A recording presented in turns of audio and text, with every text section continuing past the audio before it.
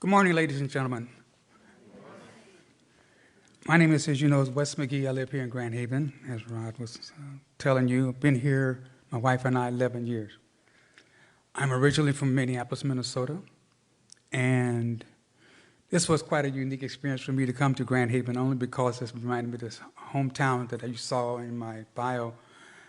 Same population back in 1947 to present, 11,000 under people then, and it's less now. Same type of environment, but separately, different, quite a bit different culturally because I grew up in segregation. That was the most wonderful part of my life because all of us who live in the segregated life had our own everything, our own communities, our own churches, our own entertainment, schools, whatever the case is. So everybody got to know everybody. Also in my hometown, there was whites living within our neighborhood and our community, so everybody kind of knew everybody looked out for everybody. We didn't speak hardly to each other, except for a very few in the neighborhood. But we all kept watch for everyone. If there was a problem, somebody new coming in, when nobody was a stranger, whatever the case is. So no one like here really robbed your house or took your property or whatever the case was, okay? It was just as is. And that was that way until 1954, Brown versus Board of Education, Topeka versus the Brown family and integrating schools. NAACP set that motion off. But actually, it was over wages. So black teachers have the same wages as whites. And they flipped the switch. I don't know how they did it, why they did it, or the outside forces who were supporting the NAACP, since it was not founded by black people, mostly governed what the legal, NAACP Legal Defense Fund took and twisted around. And Thurgood Marshall and others from Howard University, flipped the switch on it, and then it came out the way it came out to integrate the schools. As you also read, and I'm giving this out to you in the audience so you kind of understand where I'm coming from at the beginning here, is that all the black teachers, administrators were terminated across the board. Our middle class, gone, disappeared. Over 40 to 50,000, in some cases 60,000 people lost their job across the country, primarily in the South and the border states. Up was, I would say, at the Mason-Dixon line, from Maryland all the way over to Colorado. So that's Kansas, Oklahoma, Texas, Gulf of Mexico, and all the way around back up to Maryland. So anyone in that boundary, all the teachers, administrators, schools were closed, everything. And there was nothing for them to do. So there was another migration. In my case, with my mother, she went back to school, but before that she had to get a job. Now, let me give something going. My mother taught for 50 years before she retired. Of that, 2/3 was in a black community. Also, she was a principal, Kansas, Oklahoma, teacher, principal, taught class in basements of schools. In Chanute, Kansas, they all had all the black kids who lived under town, classrooms were in the basement. So she taught from kindergarten to whatever, until kids went up to middle school and to high school. So she was primarily an elementary teacher. And her last job before the Brown versus decision, Supreme Court decision, was at Leonard, Oklahoma, which is 13 miles south of where I grew up at. So she used to travel both ways, back and forth. And so she was in high school and junior high, all in the one building. So she taught 7th, 8th, and 9th grade. So a black teacher, educator, administrator would teach everything. It was called upon to do that, and that's how it was. When she went back to school, Pittsburgh State Teachers College in Pittsburgh, Kansas, she got a master's degree and an updated certificate to teach in Kansas. But my hometown, Coffeeville, would not let or allow any black teachers to teach. Number one, they refused to have that to happen. So all the black teachers that was living in Coffeeville, and there was about 30-some educators, had to leave. Now, that was devastating to a lot of people. us kids didn't know what we wanted to do, but we had to, you always got to follow your parents. So it happened. Resumes went out, interviews came, and my mom and dad chose Minneapolis. My mother's co-worker, and her husband was the principal of Leonard Paul, Mrs. English. She said, "Ruby, this is the best place to raise your kids. Come on up here. You'll freeze to death, but but your kids will have one of the most valuable educations that you'll ever known. It's not going to be like Los Angeles. It's not going to be like San Francisco. It won't be like New York or any other place. This place has it all. It's small enough, big enough, and you can have a car without going all over, but you're going to have to get winter clothing." Okay, went up, interviewed, got the job, because Minneapolis was having an explosion of new people coming in, particularly so black families, and the superintendent and others decided, don't forget, Humphrey was senator, and in the 40s, he was mayor, and then he had a major civil rights push back then, and he kept it going for a long time. So the Democrats, the farm, and the labor groups came together. That was important because nobody organizes, and as you know, farmers are primarily Republicans. But in Minnesota, with the Finns and the Swedes and God knows what else from Eastern Europe, all got together in the labor, principally the miners from the mining area where Bob Dylan and all those came from. All those people got together and had the DFL, Democratic Farm and Labor. And it was a very tight-knit group, and the coalition of all those groups put Minnesota on the map. And so in Minneapolis, where he was mayor, all that, came together. So from 1960 onward, my education took place from junior high, high school, a little bit in college, and everything else. And everything began to happen.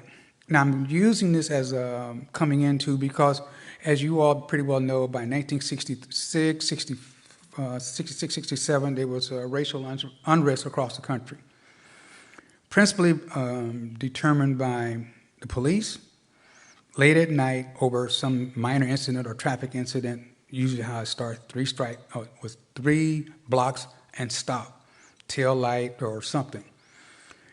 And so in various cities, whatever happened, things got out of hand, and let's call it what it is, riots, so-called riots or insurrection kind of things began to happen. So it affected everyone and everybody, primarily because there was no outlet for jobs. Now, integration, when I say no outlet for jobs, integration means you integrate into a society that is not of your own. And that was the mantra of the day, of the time. You had the civil rights movement in the South, you had whatever else was going on in the North, but the two was, I'm not saying in conflict, but you had two different sets of standards that was going on, particularly so in the South. So we're pretty much on that. But I'm going to end on that note only because I want to pick up kind of what Leslie was mentioning, where her folks, her grandfather came out of, but in a different way. In the spring of 1945, emerging from the nightmare, the world discovered camps, the death factories, the senseless horror, the debasement and absolute reign of evil. Victory tastes of ashes. Yes, it is possible to define life and creation and feel no remorse, to tend one's garden, to water one's flowers, but 2 steps away from barbed wire. To experiment with monstrous mutations and still believe in the soul of immortality. To go on vacation, to enthrall by the beauty of the landscape, make children laugh, and still fully, regularly, day in and day out, the duties of killer. There was then a technique, a science of murder, complete with specialized laboratories, business meetings, and progress charts. Those engaged in this practice did not belong to the gutter society of misfits, nor could they be dismissed as just a collection of rabble. Many held degrees in philosophy, sociology, biology, general medicine, psychiatry, and the fine arts. They were lawyers among them, and unthinkable but true theologians and aristocrats. This was, in my studies going into black history, again, this is shortly after the rebellions and insurrection movements in the cities, was by a black author. I don't know his name, but it came to us as I was 17, 18 years old, or maybe 19, when all this was going on. In other words, not knowing and looking at and finding out who I am as a black person. I had a wonderful middle school, high school experience because, as you read, went to school with everyone and everybody. That could not happen in Coffeeville. People with Eastern religions, Eastern Orthodox, Puerto Ricans, whites, Jewish, Protestant, Catholics, everybody was there. You know, my eighth grade homeroom teacher, social science teacher, Mrs. Swartz, was from New York, and she's of the Jewish religion. Mrs. Swartz and I really liked each other because she said, "Wesley, where are you from?" And I said, "Mrs. Swartz, I'm from Coffeeville, Kansas." "Where's that at?" And I would tell her, and she says, "Oh, is there very many colors there?" And I said, "No, we're leaving, you know, we're leaving because there's nothing there for us to do anymore. So that's why my mother's a teacher." "Your mother's a teacher?" I said, "Yes, ma'am." And she would say, and we have a long talk about it. So she called my mother. That's what teachers did in those days. They would talk to each other. And so they would communicate, and she said, "My mother, or your mother told me to watch out for you. And if you get into trouble, I'm to call her. And she will take care of everything." And I know what that meant. You get pinched under the arms, okay? And that hurts. You know, I'm still a little boy, you know, and everything else. But that's what's going on. So reason why I dealt with that, because some of the things that I saw in Nazi Germany and what's going on in Poland and Ukraine and everything else, and the consolidation of things coming together, and what I see politically, is beginning to happen all over again. So we think that we were moving away, but history has a way of coming back, double backing around and doubling up on everything. So my talk today is spirituality before religion. I'm going to say this, and it's going to be very honest, because some of you are going to have questions. Back in the day, not knowing, I come out of the Baptist tradition, let's put it that way, the black church. I thought that there was something going on with it, because, you know, it was just every Sunday you went. And when we moved to Minneapolis, same thing. Every Sunday you go to church, and your parents made sure that you did. But there was always something missing. That's something that whatever was missing.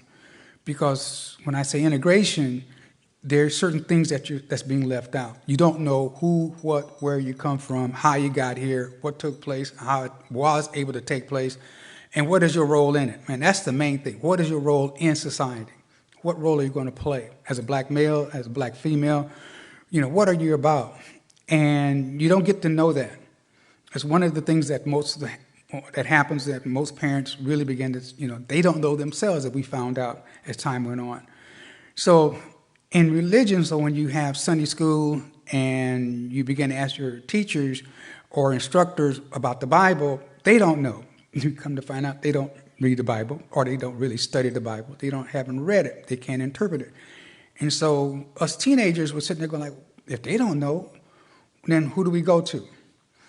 And so you had brothers and sisters, as we would call them, what we call today Africana studies or African study groups and everything else. So that was formed. And it was an organization called The Way. And we had a professor that comes in, and he, you know, so we began to learn what is African history and what is African American history and what is global African history, all into one. And who are we here in the United States? Who are we on the continent? And who are we and where are we from on the globe? So the main question that came out of us as young people was, what is religion? He was talking spirituality. We'll give you a little definition of what I'm talking about here. Spirituality before religion derives deeply into many ideas researched by many brilliant writers and scholars. My ultimate purpose is to synthesize these writings into a comprehensive study of ancient African deep thought with Tasset, the Kemetic Egyptian process. When I use the word Kemet, it means Egyptian, the ancient word for original word, as people call themselves, Kemetians. The Greeks used the word, or coined the word, Egyptian. The process of accurately reckoning by using the correct method of analysis, which is clear and precise philosophy, guided early humanity into the heavens on earth while creating a heaven on earth. Our African educator, Dr. John Henry Clark, teaches us that to be self-sufficient, people must have to see the Creator when they look in the mirror. If not, they will never have a healthy self-concept, he reminds us. Anytime you turn on your own concept of God, you are no longer a free man or woman. No one needs to put chains on your body because the chains are on your mind. And that's important because the change in image of psychological slavery. This is what the heart and soul and the kernel of this whole thing is about. Your mind. Free your African mind.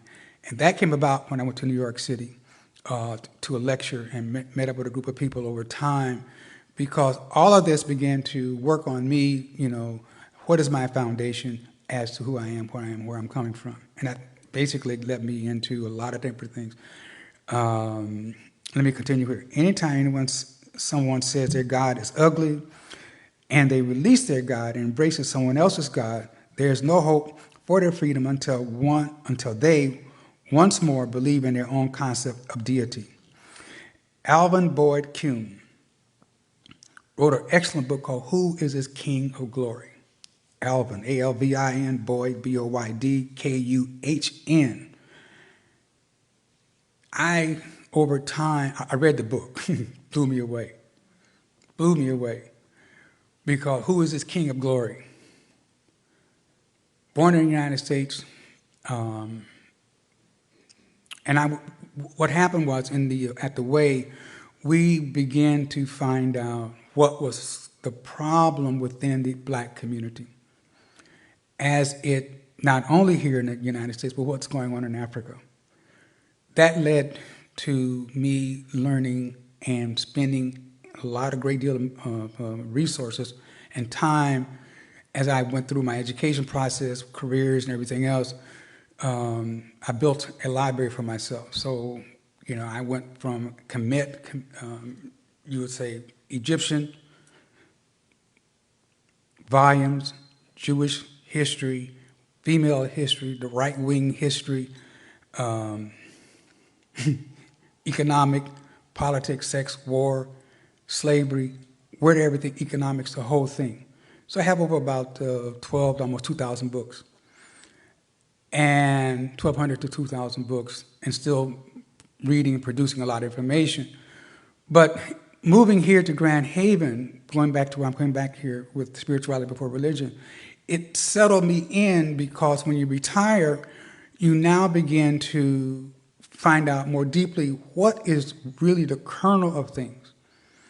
And what I'm trying to get to is like to have you all understand where I'm at and where I'm coming from and what's happening, really what's going on in the black community in a certain sense. Is spirituality is unseen science, and science within us as African people is seen as scientific. Now that may seem like a contradiction, but it's not. Because when you study science, you're seeing something spiritually happening by what's coming out of science in our cosmology within the African thought and African concept.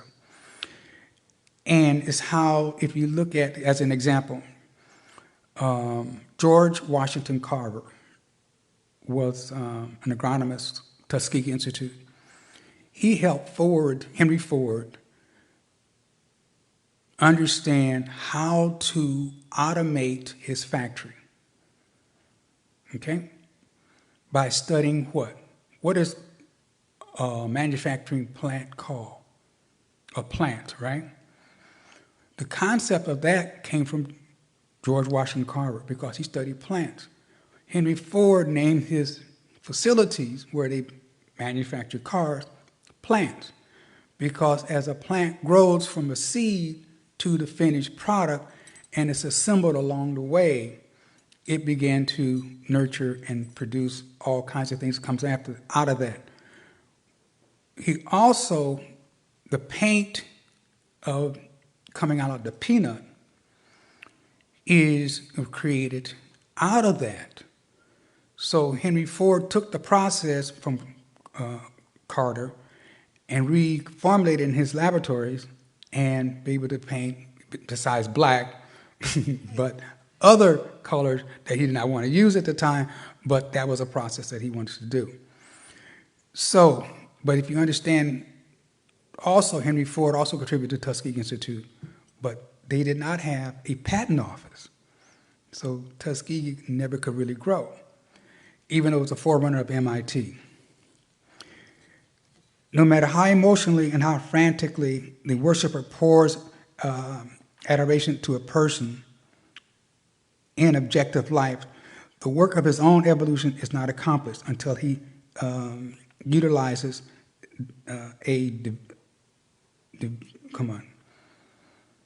deviation. I'm sorry. Oh, come on.